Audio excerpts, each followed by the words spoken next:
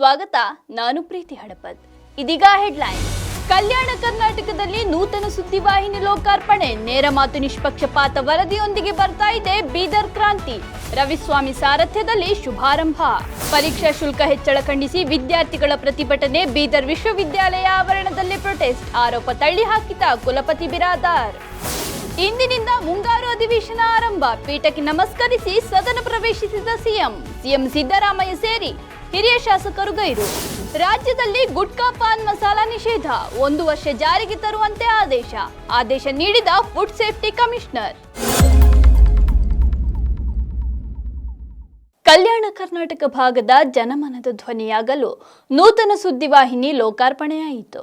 ನೇರ ಮಾತು ನಿಷ್ಪಕ್ಷಪಾತ ವರದಿ ಎಂಬ ಧ್ಯೇಯವಾಕ್ಯದೊಂದಿಗೆ ರವಿಸ್ವಾಮಿಯವರ ನೇತೃತ್ವದ ಬೀದರ್ ಕ್ರಾಂತಿ ಸುದ್ದಿವಾಹಿನಿ ಇಂದು ಅಧಿಕೃತವಾಗಿ ಶುಭಾರಂಭಗೊಂಡಿತು.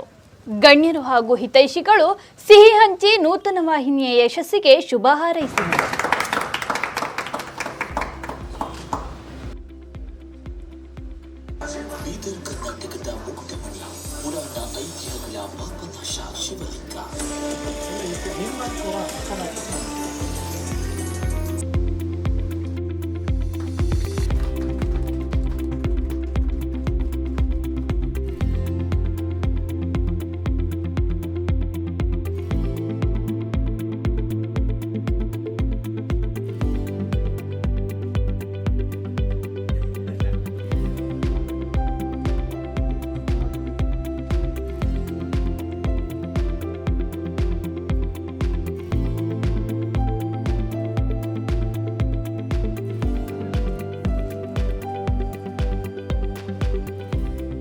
ಸುಮಾರು 10 ವರ್ಷಗಳಿಂದ ಸುದ್ದಿ ಸುಮಯ ವಾಹಿನಿಗೆ ಬೀದರ್ ಜಿಲ್ಲೆಯ ಜನರು ಭಾಳಷ್ಟು ಸಪೋರ್ಟ್ ಮಾಡಿದ್ರಿ.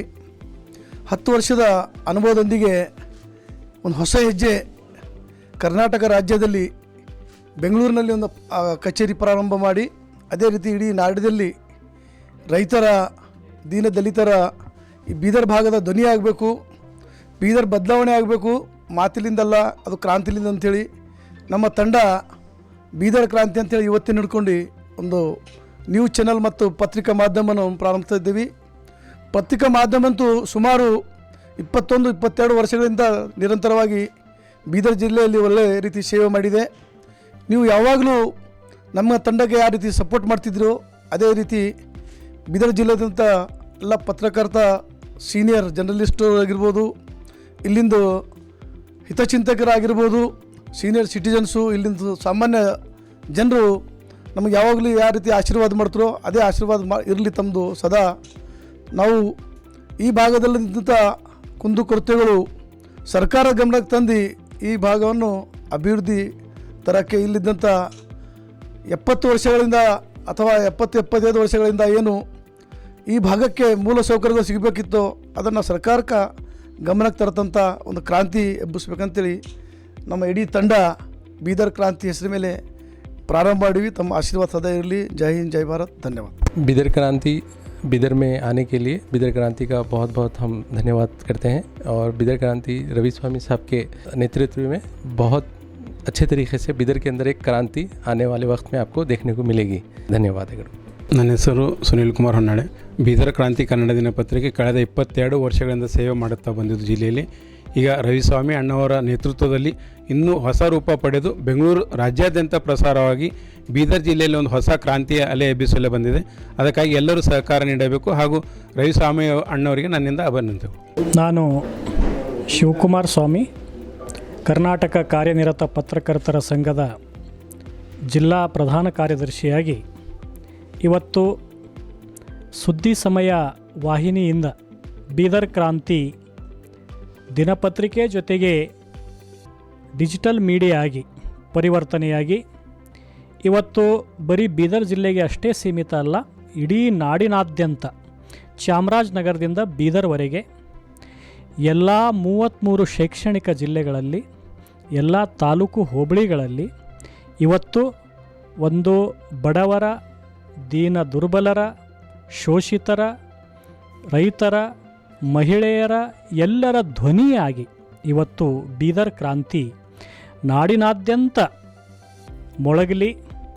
ಇದಕ್ಕೆ ಈ ಹಿಂದೆ ಸುದ್ದಿ ಸಮಯಕ್ಕೆ ಯಾವ ರೀತಿ ಪ್ರೋತ್ಸಾಹ ಪ್ರೇರಣೆಯನ್ನು ದಯಪಾಲಿಸಿದ್ರಿ, ಅದೇ ಪ್ರೇರಣೆ ಪ್ರೋತ್ಸಾಹವನ್ನು ಬೀದರ್ ಕ್ರಾಂತಿ ಸುದ್ದಿ ಮೀಡಿಯಾ ನಿಮಗೆ ನಿರೀಕ್ಷಿಸ್ತದೆ.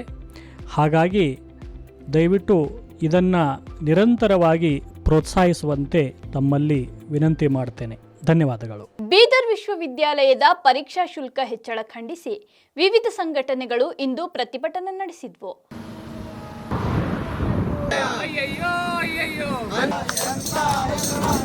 ಹಾಲಹಳ್ಳಿಯಲ್ಲಿರುವ ಬೀದರ್ ವಿಶ್ವವಿದ್ಯಾಲಯದ ಮುಂಭಾಗ ಪ್ರತಿಭಟನೆ ನಡೆಸಿದ್ರು. ಬಡ ವಿದ್ಯಾರ್ಥಿಗಳ ಭವಿಷ್ಯದ ಜೊತೆ ಆಟವಾಡಲಾಗುತ್ತಿದೆ ಎಂದು ವಿದ್ಯಾರ್ಥಿಗಳು ಆಕ್ರೋಶ ವ್ಯಕ್ತಪಡಿಸಿದ್ದಾರೆ. ಅತ್ತ ಕುಲಪತಿ ಪ್ರೊಫೆಸರ್ BS ಬಿರಾದಾರ್ ಕಳೆದ 3 ವರ್ಷಗಳಿಂದ ಯಾವುದೇ ಶುಲ್ಕ ಹೆಚ್ಚಿಸಿಲ್ಲ ಅಂತ ಆರೋಪ ತಳ್ಳಿ ಹಾಕಿದ್ರು. ದಾಖಲೆ ಸಮೇತ ಮಾತುಕತೆಗೆ ಬರಲು ಸಿದ್ಧ ಅಂತ ತಿಳಿಸಿದ್ದಾರೆ. ಕೆಲವೊಂದು ಸಂಘಟನೆಯವರು ವಿದ್ಯಾರ್ಥಿಗಳ ಒಂದು ಪರೀಕ್ಷಾ ಫೀಸು ಹೆಚ್ಚಿಗೆ ಆಗಿದೆ ಅಂತಂದು ಏನಪ್ಪ ಅಂದರೆ ಅವರು ಮನವಿಯನ್ನು ಸಲ್ಲಿಸಿದ್ದಾರೆ. ಅವು ಎಲ್ಲದಕ್ಕೂ ಏನಪ್ಪ ಅಂದ್ರೆ ನಾವು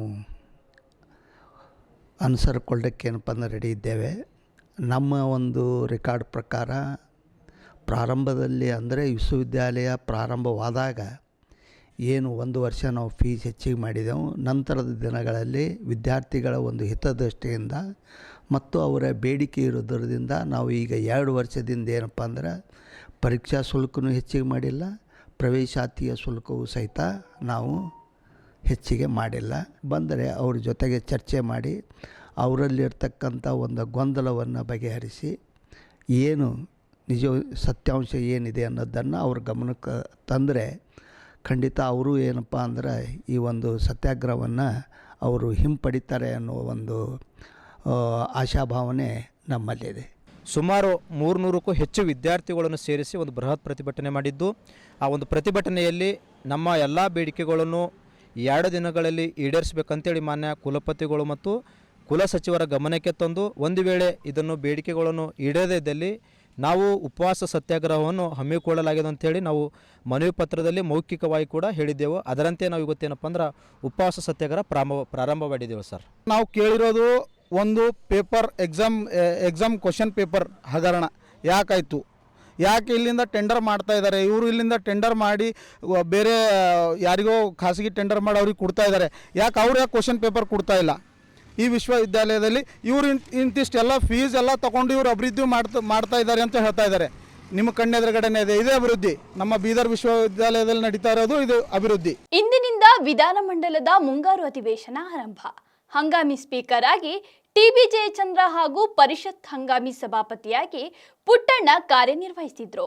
ಸ್ಪೀಕರ್ ಹುದ್ದೆಗೆ GS ಪಾಟೀಲ್ ಮತ್ತು ಪರಿಷತ್ ಸಭಾಪತಿ ಸ್ಥಾನಕ್ಕೆ ಸಲೀಂ ಅಹಮದ್ ನಾಮಪತ್ರ ಸಲ್ಲಿಸಿದ್ರು. ಇನ್ನು ಮುಖ್ಯಮಂತ್ರಿಯಾಗಿ ಅಧಿಕಾರ ಸ್ವೀಕರಿಸಿದ ಬಳಿಕ ತಮ್ಮ ಮೊದಲ ವಿಧಾನಮಂಡಲ ಅಧಿವೇಶನದಲ್ಲಿ DK ಶಿವಕುಮಾರ್ ಭಾಗವಹಿಸಿದ್ರು. ವಿಧಾನಸಭೆಯ ಪ್ರವೇಶ ದ್ವಾರ ಹಾಗೂ ಮುಖ್ಯಮಂತ್ರಿ ಪೀಠಕ್ಕೆ ನಮಸ್ಕರಿಸಿ ಸದನ ಪ್ರವೇಶಿಸಿದ್ರು. ಇನ್ನು ಮಾಜಿ CM ಸಿದ್ದರಾಮಯ್ಯ, ಶಾಸಕ M ಕೃಷ್ಣಪ್ಪ, ಪ್ರಿಯಾ ಕೃಷ್ಣ, ನಾರಾಯಣಸ್ವಾಮಿ, ಯಶವಂತರಾಯ ಗೌಡ ಪಾಟೀಲ್ ಹಾಗೂ MC ಸುಧಾಕರ್ ಸೇರಿದಂತೆ ಹಲವು ಹಿರಿಯ ಶಾಸಕರು ಅಧಿವೇಶನಕ್ಕೆ ಗೈರಾಗಿದ್ರು. ವಿಧಾನಮಂಡಲದ ಮುಂಗಾರು ಅಧಿವೇಶನದ ಮೊದಲ ದಿನ ಹಂಗಾಮಿ ಸ್ಪೀಕರ್ TB ಜಯಚಂದ್ರ ಸಂತಾಪ ಸೂಚನಾ ನಿರ್ಣಯ ಮಂಡಿಸಿದ್ರು. ಮಾಜಿ ಸಚಿವ D ಸುಧಾಕರ್, ಮಾಜಿ ರಾಜ್ಯಸಭಾ ಸದಸ್ಯ H ಹನುಮಂತಪ್ಪ, ಖ್ಯಾತ ಗಾಯಕಿ S ಜಾನಕಿ ಹಾಗೂ ಚೆನ್ನಮ್ಮ ದೇವೇಗೌಡ ಸೇರಿದಂತೆ ಅಗಲಿದ ಗಣ್ಯರಿಗೆ ಮುಖ್ಯಮಂತ್ರಿಗಳು, ಸಚಿವರು ಮತ್ತು ಶಾಸಕರು ಸದನದಲ್ಲಿ ಶ್ರದ್ಧಾಂಜಲಿ ಸಲ್ಲಿಸಿದರು. ನಮ್ಮ ದೇವೇಗೌಡರ ಧರ್ಮಪತ್ನಿ ಅವರು ಇವತ್ತು ನಮ್ಮ ಜೊತೆಯಲ್ಲಿ ಇಲ್ಲ. ಇವತ್ತು ಅವರು ಕೂಡ ಬಹಳ ಈ ರಾಷ್ಟ್ರದ ರಾಜಕಾರಣ ಜೊತೆಯಲ್ಲಿ ಬಹಳ ಸರಳತೆಗೆ ಒಂದು ಹೆಣ್ಣುಮಗಳು ಒಂದು ರಾಜಕಾರಣಿ ಮನೆಯಲ್ಲಿ ಯಾವ ರೀತಿ ಇರಬೇಕು ಅನ್ನೋದಕ್ಕೆ ಶ್ರೀಮತಿ ಚೆನ್ನಮ್ಮನವರು ಸಾಕ್ಷಿ. ಎಲ್ಲ ರಾಜಕಾರಣಿ ಮನೆಗಳಲ್ಲಿ ಒಂದು ಯಾವ ರೀತಿ ಒಂದು ತಾಯಿ ಒಂದು ಮಾರ್ಗದರ್ಶನವನ್ನು ಕೊಡ್ಬೋದು, ಒಂದು behind every man there will be a successful ಒಂದು ಹೆಣ್ಣಿದೆ ಅನ್ನೋದನ್ನ ದೇವೇಗೌಡರ ಜೊತೆಯಲ್ಲಿ ಅವರ ಕುಟುಂಬದ ಹೊಳಪಿಗೆ ಪ್ರತಿಯೊಂದಕ್ಕೂ ಕೂಡ ಒಂದು ತ್ಯಾಗದ ಹೆಣ್ಣು ನಮ್ಮ ಚೆನ್ನಮ್ಮನವರು ಅಂತ ಹೇಳ್ಕೊಳ್ಳಿಕ್ಕೆ ನಮ್ಮೆಲ್ಲರೂ ಕೂಡ ಬಹಳ ಸಂತೋಷ ಆಗ್ತದೆ. ಜಾನಕಿ ಕೇವಲ ಬರೀ ಭಾಷೆಗಳಲ್ಲಿ ಹಾಡಾಡ್ದವ್ರಂತಲ್ಲ, ಆ ಹಾಡಿನ ಜೊತೆಯಲ್ಲಿ ಪ್ರೀತಿ, ರೂಪ, ಕೋಗಿ ಏನು ಆ ಒಂದು ಪದ ನಾನು ಬಿಡಿಸಿ ಹೇಳಲಿಕ್ಕೆ ಸಾಧ್ಯ ಇಲ್ಲ. ಪ್ರೀತಿಗೂ ಧ್ವನಿ ನೀಡಿದವರು, ನೋವು ಧ್ವನಿ ನೀಡಿದವರು, ಭಕ್ತಿಗೂ ಧ್ವನಿ ನೀಡಿದಂಥವ್ರು, ತಾಯಿತನಕ್ಕೂ ಧ್ವನಿ ನೀಡಿದವರು, ಸಂತೋಷಕ್ಕೂ ಧ್ವನಿ ನೀಡಿದಂಥ ಒಬ್ಬ ಗಾನಕ್ಕೋಗಿಲೆ. ನಾವು ರಾಜಕಾರಣಿಗಳನ್ನ ಸ್ವಲ್ಪ ದಿನ ಜ್ಞಾಪಕ ಇಟ್ಕೊಂತಾರೆ. ಕೆಲವರು ಒಂದು 10 ವರ್ಷ ಜ್ಞಾಪಕ ಇಟ್ಕೊಬೋದು, ಕೆಲವ್ರನ್ನ 50 ವರ್ಷ, ಕೆಲವ್ರು 100 ವರ್ಷ. ಈ ಹಾಡು ಹೇಳೋರು ಇದಾರಲ್ಲ, ಇವ್ರ ಜೀವನ ಪರ್ಯಂತ ಅಂತ ನೀವು ನೋಡಿ, ಯಾರನ್ನೇ ಬೇಕಾದರೂ 1950-40ನೇ ಇಸ್ವಿಯಲ್ಲಿ ಆಡಿರೋ ಹಾಡುಗಳನ್ನ ಇವತ್ತು ಕೇಳ್ತಾರೆ. ಶ್ರೀಮತಿ ಚೆನ್ನಮ್ಮನವ್ರ ಬಗ್ಗೆ ಇವತ್ತು ಮುಖ್ಯಮಂತ್ರಿಗಳಾದಿಯಾಗಿ ಎಲ್ಲರೂ ಕೂಡ ಪ್ರಸ್ತಾಪವನ್ನು ಮಾಡಿದ್ದಾರೆ. ಮೊನ್ನೆ ಮುಖ್ಯಮಂತ್ರಿಗಳು ಕೂಡ ಒಂದು ಮಾತನ್ನು ಹೇಳಿದ್ರು, there is a women behind every successful man ಅನ್ನೋದ್ರ ಬಗ್ಗೆ. ಆ ರೀತಿ ಚೆನ್ನಮ್ಮನವರು ಇವತ್ತು ಸನ್ಮಾನ್ಯ ಮಾಜಿ ಪ್ರಧಾನಮಂತ್ರಿಗಳಾಗಿರುವಂತಹ ದೇವೇಗೌಡರಿಗೆ ಒಂದು ಶಕ್ತಿಯನ್ನು ತುಂಬಿದ್ದಷ್ಟೇ ಅಲ್ಲ, ಇಡೀ ಕುಟುಂಬಕ್ಕೆ ಒಂದು ಶಕ್ತಿಯನ್ನು ತುಂಬು ನಾನು ಕೂಡ ಏನು ಅವರ ಅಂತ್ಯ ಸಂಸ್ಕಾರಕ್ಕೆ ನಾನು ಕೂಡ ಹೋಗಿದ್ದೆ. ಲಕ್ಷಾಂತರ ಜನರು ಅಲ್ಲಿ ಅಂತಿಮ ಸಂಸ್ಕಾರಕ್ಕೆ ಬಂದದಂತ ನೋಡಿದ್ರೆ ನಿಜವಾಗ್ಲೂ ಕೂಡ ಚೆನ್ನಮ್ಮನವರು ರಾಜಕೀಯ ಕ್ಷೇತ್ರದಲ್ಲಿ ಇಲ್ಲದೆ ಹೋದ್ರು ಕೂಡ ಎಷ್ಟು ಅಪಾರ ಜನಬೆಂಬಲವನ್ನು ಗಳಿಸಿದ್ರು, ಪ್ರೀತಿಯನ್ನು ಗಳಿಸಿದ್ರು ಅನ್ನೋದು ಕೂಡ ಅದರಲ್ಲಿ ಸ್ಪಷ್ಟ ಆಗ್ತಾ ಇತ್ತು. ಹಾಗಾಗಿ ಇಂಥ ಎಲ್ಲ ಹಿರಿಯರು ಇವತ್ತು ಅನೇಕ ಶಾಸಕರುಗಳು ಮತ್ತು ಸಂಗೀತ ಕ್ಷೇತ್ರದಲ್ಲಿ ಸಾಧನೆ ಮಾಡಿರ್ತಕ್ಕಂಥ ಅನೇಕ ಹಿರಿಯರು ಇವತ್ತು ನಮ್ಮ ಮಧ್ಯೆ ಇಲ್ಲ. ಇವತ್ತು ಅವರೆಲ್ಲರ ಒಂದು ಆತ್ಮಕ್ಕೆ ಚಿರಶಾಂತಿಯನ್ನು ಬಯಸ್ತಾ ಅಗಲಿಕೆಯ ನೋವನ್ನು ತಡಿತಕ್ಕಂಥ ಶಕ್ತಿ ಆ ಕುಟುಂಬಗಳಿಗೆ ಅವರ ಎಲ್ಲರಿಗೂ ಕೂಡ ಒದಗಲಿ ಅನ್ನೋ ಮಾತನ್ನ ಸಂದರ್ಭ ಹೇಳ್ತಾ ನನ್ನ ಮಾತುಗಳಿಗೆ ಶ್ರೀಮತಿ ಚೆನ್ನಮ್ಮ ಅವರು ಮಾನ್ಯ ದೇವೇಗೌಡರ ಧರ್ಮಪತ್ನಿಯಾಗಿ JDS ಕಾರ್ಯಕರ್ತರಿಗಂತೂ ಅವರು ಒಂಥರ ಅನ್ನಪೂರ್ಣೆ. ಮತ್ತೆ ಉಳಿದವ್ರಿಗೂ ಅಷ್ಟೇ. ನಾನು ನನ್ನ ಪದ್ಮನಾಭನಗರದಲ್ಲಿ ಅವ್ರ ಮನೆ ಇದ್ದಿದ್ದು. ಹೋದಾಗೆಲ್ಲ ಪಾಪ ಕಜ್ಜಾಯ ಅದು ಮಾಡಿ ಕೊಡ್ತಾ ಇದ್ರು ನನಗೆ, ಹೋದಾಗೆಲ್ಲನೂ ಕೂಡ. ಅಂದ್ರೆ ಎಲ್ಲರನ್ನೂ ಪ್ರೀತಿಯಿಂದ ಕಾಣುವಂತ ಒಬ್ಬ ಒಳ್ಳೆಯ ಹೃದಯ ಅಂತ ಇರುವಂತವ್ರು. ಆರೋಗ್ಯ ಸುರಕ್ಷತೆ ಹಾಗೂ ಸಾರ್ವಜನಿಕ ಹಿತದೃಷ್ಟಿಯಿಂದ ರಾಜ್ಯದಲ್ಲಿ ಗುಟ್ಕಾ ಮತ್ತು ಪಾನ್ ಮಸಾಲ ನಿಷೇಧಿಸಿ ಆಹಾರ ಸುರಕ್ಷತಾ ಇಲಾಖೆಯ ಆಯುಕ್ತರು ಆದೇಶಿಸಿದ್ದಾರೆ. 1 ವರ್ಷದ ಅವಧಿಗೆ ಜಾರಿಗೆ ಬರುವಂತೆ ಪಾನ್ ಮಸಾಲ ಹಾಗೂ ಗುಟ್ಕಾದ ತಯಾರಿಕೆ, ದಾಸ್ತಾನು, ಸಾಗಾಣಿಕೆ ಮತ್ತು ಮಾರಾಟವನ್ನು ಸಂಪೂರ್ಣವಾಗಿ ನಿಷೇಧಿಸುವಂತೆ ಆದೇಶ ಹೊರಡಿಸಿದ್ದಾರೆ.